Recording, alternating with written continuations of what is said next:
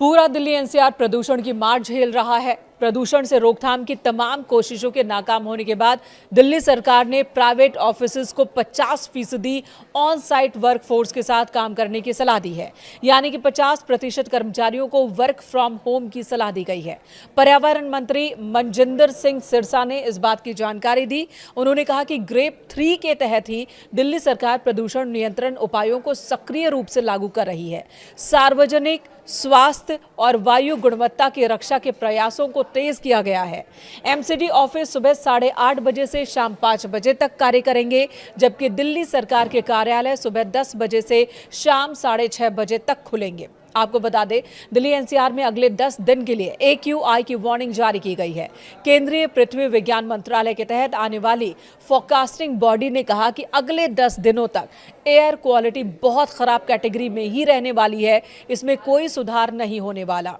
जिसके बाद decision support system यानी कि DSS के मुताबिक दिल्ली के PM 2.5 लेवल में अलग अलग पॉल्यूशन सोर्स की जानकारी मिली है।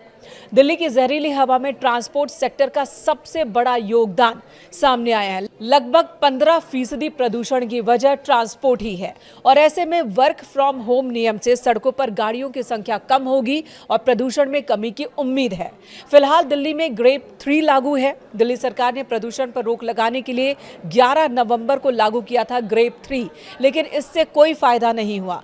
AQI स्तर में कोई सुधार देखने को नहीं मिला, जिसके बाद अलग स्टेशंस की बात करें तो AQI 400 के पार ही दर्ज किया गया है और यही वजह है कि ग्रेप 3 को और ज्यादा सख्त किया जा रहा है। फिलहाल ग्रेप 4 लागू नहीं है, लेकिन सरकार इसके नियमों को ग्रेप 3 के तहत ही लागू कर रही है और इन्हीं में से एक फैसला है दफ्तरों में लोगों की संख्या कम करना, यानी कि 50% कर्मचारियों के साथ काम करने का ये फैसला। CAQM ने अपने लेटेस्ट नोटिस में कहा कि CAQM ने 21 नवंबर 2025 को ग्रेप शेड्यूल को रिवाइज किया है ताकि इसे और सख्त बनाया जा सके। दिल्ली एनसीआर में एयर क्वालिटी को बहुत ज्यादा खराब होने से रोका जा सके।